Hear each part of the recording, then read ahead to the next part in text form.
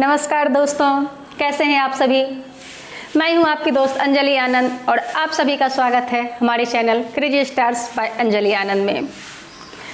आज हम अपने इस वीडियो में जानने वाले हैं बिहार के निर्माण के मुख्य चरण, यानी कि हम आज जानेंगे कि किन किन परिस्थितियों, किन किन हालातों के से गुजरने के बाद हमारे राज्य बिहार का निर्माण हुआ है और अभी जो वर्तमान स्थिति हम बिहार की देख रहे हैं, किन किन हालातों के बाद ये हमारे बिहार राज्य की स्थिति यहाँ तक पहुँची है। तो अपनी बात शुरू करने से पहले मेरे चैनल पर जो भी नए आए हैं उन सभी का स्वागत है और उन सभी से मेरा ये एक हार्टली रिक्वेस्ट है कि जो भी नए लोग मेरे चैनल पर आए हैं वो सभी मेरे चैनल को सब्सक्राइब कर लें, साथ ही साथ नोटिफिकेशन बेल को भी प्रेस कर लें, ताकि मैं जैसे ही कोई भी न्यू वीडियो अपलोड करूं तो उसका नोटिफिकेशन आपको मिल जाए। साथ ही साथ अगर आपको मेरा दिया गया टॉपिक पर कंटेंट, मेरा वीडियो अच्छा लगता है तो आप इसे अपने दोस्तों के साथ भी शेयर जरूर करें।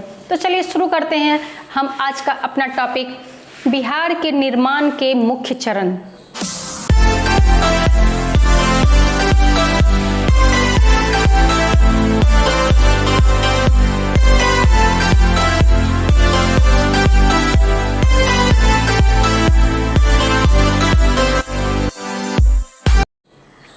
तो सबसे पहले बात आती है भारत की भौगोलिक क्षेत्र की चर्चा की, कि बिहार की ये भौगोलिक क्षेत्र की चर्चा सबसे पहले कब हुई और कहाँ हुई।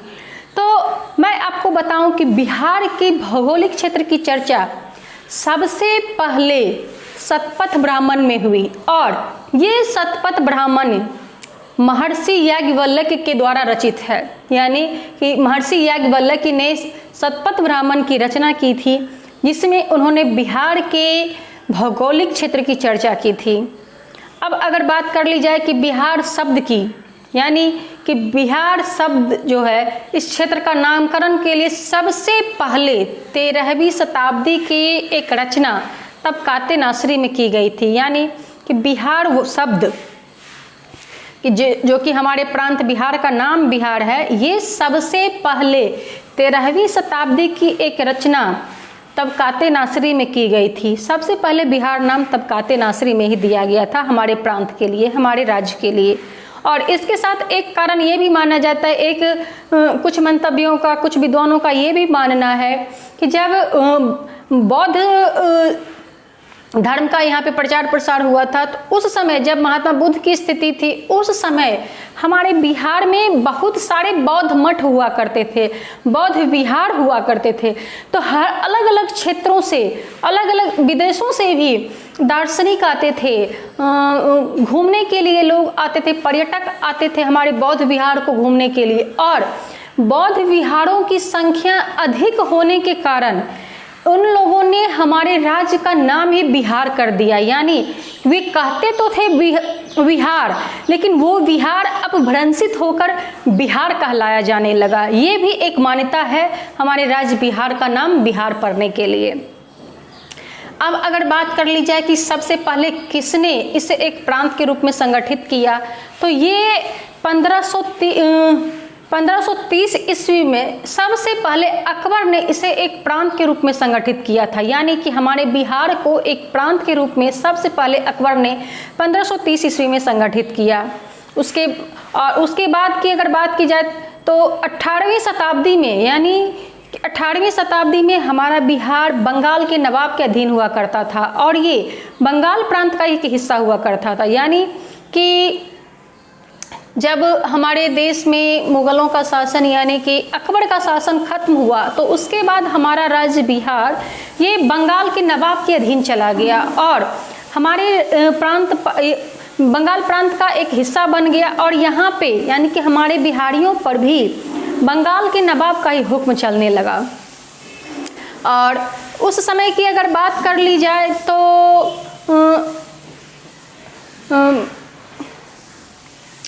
उस समय मतलब कि 1905 में, उस समय से तो ये 18वीं शताब्दी में तो यही चलते रहा कि बंगाल के अधीन रहा हमारा बिहार, लेकिन 1905 में बंगाल विभाजन का प्रस्ताव लॉर्ड कर्जन लेकर आया। लॉर्ड कर्जन ने बंगाल विभाजन का प्रस्ताव रखा 1905 में और उसकी मंशा थी कि हिंदू बाहुल्य को पश्चिमी बंगाल घोषित कर दिया जाए और मुस्लिम बाहुल्य को पूर्वी बंगाल घोषित कर दिया जाए। उसके अनुसार यानी के लिए 1905 के लॉर्ड कर्जन के बंगाल विभाजन के प्रस्ताव के अनुसार एक पूर्वी भाग होता जो कि मुस्लिम बाहुल्य क्षेत्र बनता और दूसरा पश्चिमी भाग होता जो कि हिंदू बाहुल्य क्षेत्र रहता। लेकिन उस समय के हमारे राष्ट्रवादियों ने यानी कि जितने भी हमारे बुद्धिजीवी वर्ग थे, राष्ट्रीय नेता थे जो कि स्वतंत्रता संग्राम में हिस्सा ले रहे थे, हमारे देश के लिए कुछ करना चाहते थे, उन सबों ने इसका जमकर विरोध किया। उसके बाद से फिर हमारे बिहार की हस्तियों द्वारा, हमारे बिहार के बुद्धिजीवियों के द्वारा बिहार के अलग प्रांत बनने के लिए मांग उठनी शुरू हो गई और 1906 में डॉक्टर सच्चिदानंद सिन्हा ने और महेश नारायण ने मिलकर एक बुक लिखी। यानी कि इन दोनों ने मिलकर ही एक पुस्तक लिखी, एक बुक लिखी और इस बुक को में इन्होंने बिहार प्रांत के अलग बिहार प्रांत के गठन का मांग किया। उन दोनों का ये मोटिव ही था कि एक ऐसी रचना की जाए, एक ऐसा बुक लिखा जाए जिसमें कि हम अपने बिहार राज्य के, अपने बिहार प्रांत के अलग प्रांत के गठन की मांग हम करेंगे। और इस बुक के का ही परिणाम निकला कि उसी साल यानी कि 1906 में ही डॉक्टर राजेंद्र प्रसाद ने पटना में बिहारी छात्र सम्मेलन का आयोजन किया। यानी कि हमारे राज्य बिहार में बिहार प्रांत को अलग करने की, एक अलग प्रांत को बनाने के लिए एक जुनून पैदा ले लिया जिसमें फूंक मारी हमारे राज्य के बुद्धिजीवी, हमारे राज्य के विद्वान डॉक्टर सच्चिदानंद सिन्हा जी ने, महेश नारायण जी ने और डॉक्टर राजेंद्र प्रसाद सिंह ने। 1908 में बिहार प्रादेशिक सम्मेलन का भी पहला अधिवेशन पटना में किया गया। यानी कि इन लोगों ने खुद को एक अलग प्रांत मानना शुरू कर दिया और 1908 में पहला प्रादेशिक सम्मेलन अधिवेशन शुरू किया गया पटना में। और उनके उस सम्मेलन में भी मोहम्मद फखरुद्दीन के द्वारा अलग बिहार बनाने का प्रस्ताव लाया गया। यानी कि ये जो आयोजन किया गया, जो प्रादेशिक सम्मेलन का पहला अधिवेशन पटना में हुआ, इसमें भी इस अधिवेशन के अध्यक्ष मोहम्मद फखरुद्दीन ने अपने बिहार का एक अलग प्रांत बनाने का प्रस्ताव रखा। और 1908 में ही नवाब सरफराज हुसैन खां की अध्यक्षता में भी एक सभा आयोजित की गई। यानी कि जैसे ही 1905 में बंगाल विभाजन की बात शुरू हुई, बंगाल विभाजन की, तो वैसे ही हमारे बिहार प्रांत में तेजी से अलग बिहार बनाने के लिए जद्दोजहद शुरू हो गई। हमारे बिहारियों ने मिलकर एक ऐसे काम करने शुरू कर दिए जिनसे विवश होकर हमारे प्रांत को अलग प्रांत का दर्जा मिला। तो उसी क्रम में 1908 में ही नवाब सरफराज खान ने एक सभा आयोजित की और इस सभा में ही बिहार प्रदेश कांग्रेस कमेटी का गठन किया गया। यानी कि इन लोगों ने खुद को स्वतंत्र मानना शुरू कर दिया कि बिहार एक स्वतंत्र राज्य है, एक अलग प्रांत है और इसके लिए उसने बिहार प्रदेश कांग्रेस कमेटी का गठन किया 1908 में और हसन इमाम को बिहार प्रदेश कांग्रेस कमेटी का अध्यक्ष बनाया गया। फिर इतने सारे जद्दोजहद के बाद दिल्ली दरबार में सम्राट जॉर्ज पंचम के द्वारा ये घोषणा किया गया 12 दिसंबर 1911 को कि बिहार और उड़ीसा का समवेत, यानी कि बिहार और उड़ीसा मिला हुआ बंगाल से अलग एक पृथक राज्य बनेगा। ये घोषणा यानी कि जितने भी जद्दोजहद, जितने भी आंदोलन और सभाएं, अधिवेशन शुरू हुई हमारे बिहार में अलग बिहार बनाने के प्रस्ताव को लेकर, अलग बिहार प्रांत बनाने की मांग को लेकर, उन सब के बाद दिल्ली दरबार में सम्राट जॉर्ज पंचम ने 12 दिसंबर 1911 को ये घोषणा की। ये सिर्फ घोषणा थी, उन्होंने ये घोषणा की कि बिहार और उड़ीसा का समवेत अलग प्रांत बनेगा। ये सिर्फ घोषणा हुई थी, लेकिन उसके बाद 22 मार्च 1912 को फिर से बिहार और उड़ीसा का समवेत विधिवत गठन का घोषणा किया गया। यानी कि 22 मार्च 1912 को बिहार और उड़ीसा का मिला हुआ एक अलग प्रांत बनने का एक विधिवत एक आधिकारिक गठन का घोषणा किया गया और 1 अप्रैल 1912 को आधिकारिक तौर पर विधिवत तरीके से हमारा बिहार एक अलग प्रांत बन गया। लेकिन वहाँ भी वो बिल्कुल अलग नहीं बना। उस वक्त भी यानी कि 1 अप्रैल 1912 का में जो बिहार प्रांत का गठन हुआ, उस समय भी ये सिर्फ बिहार नहीं था बल्कि बिहार और उड़ीसा का समवेत प्रांत था। यानी कि उड़ीसा भी हमारे बिहार से ही जुड़ा हुआ था।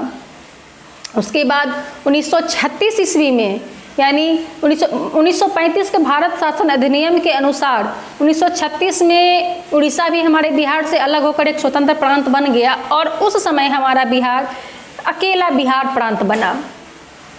उसके बाद इसमें फिर से भी कुछ ना कुछ प्रक्रियाएं चलती रहीं। तो 1947 में खरसावां और सरायकेला का कुछ क्षेत्र जो है वो उड़ीसा को हस्तांतरित कर दिया गया। यानी कि जब आधिकारिक तौर पर विधिवत तौर पर उड़ीसा बिहार से अलग होकर एक नया प्रांत बन गया, तो फिर उसमें भी 1947 को खरसावां और सरायकेला क्षेत्र जो है ये हस्तांतरित कर दिया गया उड़ीसा को कि यानी कि अब से ये खरसावां और सरायकेला उड़ीसा का ही क्षेत्र है। लेकिन फिर से यानी कि 18 मई 1948 को फिर से इन दोनों क्षेत्रों खरसावां और सरायकेला को वापस बिहार में ही जोड़ दिया गया, बिहार में ही इसे सम्मिलित कर दिया कि नहीं भाई ये दोनों क्षेत्र जो है ये उड़ीसा का पार्ट नहीं रहेगा, ये हमारे बिहार का ही क्षेत्र था, हमारे बिहार का ही पार्ट था और ये फिर से बिहार का ही पार्ट हो गया। फिर 1956 में जब राज्यों का पुनर्गठन होने लगा, यानी कि आज़ादी के बाद हमारे संविधान की संरचना के बाद हमारे संविधान को मान लेने के बाद अंगीभूत कर लेने के बाद 1956 में राज्यों का पुनर्गठन होने लगा और इसी समय फिर से पुरुलिया और पूर्णिया का कुछ क्षेत्र जो है वो पश्चिम बंगाल को दे दिया गया। यानी कि कुछ ना कुछ क्षेत्र कटकर पुरुलिया का और पूर्णिया का कुछ क्षेत्र पश्चिम बंगाल को हस्तांतरित कर दिया गया। उसके बाद तब से ये चलता रहा, भौगोलिक क्षेत्र इसका यही बना रहा, एक राजनीतिक क्षेत्र यही बना रहा। लेकिन एक बार फिर से 15 नवंबर 2000 को बिहार के दक्षिणी पठारी क्षेत्रों को अलग करके झारखंड राज्य का निर्माण किया गया। यानी कि 15 नवंबर 2000 को एक बार फिर से बिहार का भी विभाजन कर दिया गया 2 राज्यों में। यानी कि उत्तरी क्षेत्र को कर दिया गया बिहार और इसका जो दक्षिणी पठारी क्षेत्र था उन्हें अलग करके एक नया राज्य, एक स्वतंत्र अलग राज्य बना दिया गया झारखंड के नाम से। और जब से ये झारखंड का विभाजन हुआ है, यानी कि बिहार से कटकर 15 नवंबर 2000 को झारखंड जब से अलग हुआ है, तब से ही अभी तक बिहार की वर्तमान राजनीतिक और भौगोलिक सीमाएं बनी हुई हैं और अभी इनमें कोई फेर बदलाव नहीं हुआ है। अब अगर बात कर ली जाए कि हमारे बिहार में कितने ज़िले हैं, कितने प्रमंडल हैं, तो हमारा बिहार 9 प्रमंडलों में बटा हुआ है और कुल 38 जिलों में हमारा बिहार विभाजित है। यानी कि पूरे बिहार में शासन सत्ता बनाए रखने के लिए आम जन तक उनके विधि और न्याय को सुचारू रूप से चलाने के लिए, सारे काम को सिस्टमेटिक ढंग से सही तरीके से करने के लिए हमारा बिहार 9 प्रमंडल और 38 राज्यों में विभाजित है, ताकि सारी क्रियाविधि जो कि हमारे संविधान के अनुसार सारी क्रियाविधि है वो सुचारू तरीके से चल सके। तो अगर बात कर ली जाए कि वो कौन कौन से 9 प्रमंडल हैं, तो सबसे पहले है पटना प्रमंडल। और पटना प्रमंडल में कौन कौन जिले आते हैं मैं आपको वो भी बताऊंगी कि अभी मैं उन सारे प्रमंडलों का जिक्र करूंगी और उनके तहत उनका मुख्यालय कहाँ है और उनके तहत कौन कौन से जिले आते हैं। तो बात कर ली जाए सबसे पहले पटना प्रमंडल की। पटना प्रमंडल का मुख्यालय भी पटना ही है और इसमें नालंदा, भोजपुर, बक्सर, रोहतास, कैमूर, पटना ये सारे जिले आते हैं पटना प्रमंडल में। फिर आता है मगध प्रमंडल और मगध प्रमंडल का मुख्यालय गया है और इस प्रमंडल में जो जिले आते हैं वो हैं गया, जहानाबाद, अरवल, औरंगाबाद, नवादा। ये सारे 5 जिले मगध प्रमंडल में आते हैं। फिर आता है हमारा सारण प्रमंडल। तो सारण प्रमंडल का मुख्यालय छपरा होता है और सारण प्रमंडल के जो जिले हैं वो हैं सारण, सिवान और गोपालगंज। ये 3 जिले सारण प्रमंडल में आते हैं। फिर बारी आती है तिरहुत प्रमंडल की। तिरहुत प्रमंडल का मुख्यालय मुजफ्फरपुर होता है और इसमें तिरहुत प्रमंडल में जो जिले आते हैं वो हैं मुजफ्फरपुर, सीतामढ़ी, शिवहर, पश्चिमी चंपारण, पूर्वी चंपारण और वैशाली। ये सारे जिले तिरहुत प्रमंडल के हैं। फिर हम बात करते हैं दरभंगा प्रमंडल की। तो दरभंगा प्रमंडल का मुख्यालय दरभंगा ही पड़ता है और इसमें दरभंगा, मधुबनी और समस्तीपुर ये 3 जिले आते हैं। फिर अब बात होती है कोसी प्रमंडल की। तो कोसी प्रमंडल का मुख्यालय सहरसा होता है और सहरसा, सुपौल, मधेपुरा ये 3 जिले आते हैं कोसी प्रमंडल में। फिर हम बात करते हैं भागलपुर प्रमंडल की। तो इसका मुख्यालय भी भागलपुर ही पड़ता है और भागलपुर और बांका भागलपुर प्रमंडल के अंदर आने वाले 2 जिले हैं। फिर बारी आती है पूर्णिया प्रमंडल की। पूर्णिया प्रमंडल का मुख्यालय भी पूर्णिया ही पड़ता है और इसके अंदर पूर्णिया, अररिया, किशनगंज और कटिहार ये सारे जिले आते हैं पूर्णिया प्रमंडल में। फिर बारी आती है सबसे अंत में मुंगेर प्रमंडल की। मुंगेर प्रमंडल का मुख्यालय भी मुंगेर ही है और इस प्रमंडल में मुंगेर, लखीसराय, शेखपुरा, जमुई, खगड़िया और बेगूसराय ये 6 जिले आते हैं मुंगेर प्रमंडल में। तो ये तो हो गई हमारे 9 प्रमंडल की चर्चा और उनके अंतर्गत आने वाले 38 जिलों को हमने क्रमवार तरीके से जाना। हम अपने अगले पार्ट में जानेंगे जिला पर आधारित वीडियो, यानी कि मैं एक एक जिला की सारी भौगोलिक संरचनाएं, उसका क्षेत्रफल, उसकी आबादी, उसकी खासियत और उसकी कमियां, इन सारे टॉपिक्स को मैं कवर करूंगी अपने अगले वीडियो में। तो हम बात करेंगे अपने अगले वीडियो में अपने पटना ज़िले की। हमारे पटना ज़िले में क्या क्या खासियत है, वहाँ कितने अनुमंडल हैं, कितने ब्लॉक हैं, कितने गांव हैं, इन सब की हम चर्चा करेंगे अपने अगले वीडियो में। तो जो लोग भी नए हैं हमारे चैनल पर वो हमें सब्सक्राइब करना ना भूलें। साथ ही आप हमारे नोटिफिकेशन बेल को भी प्रेस कर लें ताकि आपको जैसे ही मैं वीडियो अपलोड करूँ तो आपको सारे नोटिफिकेशंस मिल जाएं। साथ ही आप अपने वैल्यूएबल कमेंट्स हमें ज़रूर दें, अपनी प्रतिक्रिया हमें ज़रूर दें कि आपको मेरा वीडियो कैसा लग रहा है, ताकि मैं अपनी कमियां पहचान सकूं और आपको बेटर से बेस्ट दे सकूं। तो मुझे इंतज़ार रहेगा आप सभी के कमेंट्स का। टिल देन, जय हिंद।